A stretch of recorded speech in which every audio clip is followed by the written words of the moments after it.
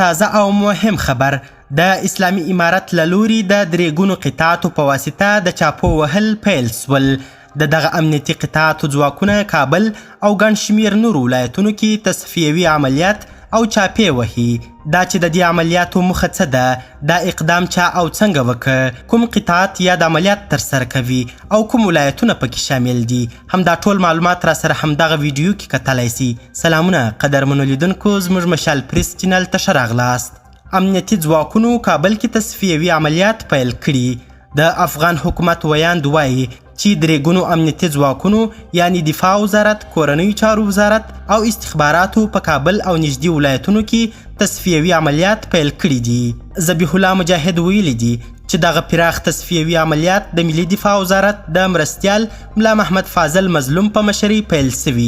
د مجاهد په وینا د عملیاتو مخه په یادو سیمو کې د غلو، اختطافګرو، شریرو عناصرو او نورو مجرمینو نیول او له منځه وړل دي چې د امنیتي ځواکونو لخوا مخکې له وړاندې کشف او څارل سوي.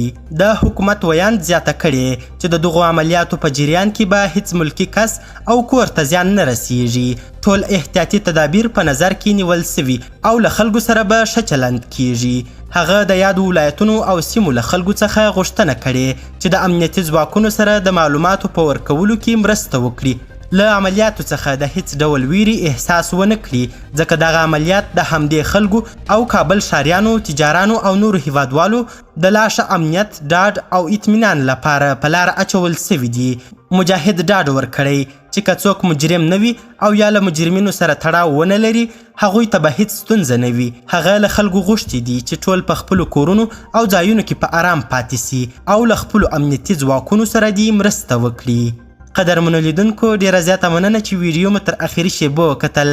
که چیرته تاسې د طالبانو د دغه عملیاتو په اړه کوم نظر لري، نظریات مو را سره کمنټونو کې شریک کړي. تر بیا او بلې ویډیو ښه وخت، ښې چارې، د الله پامان.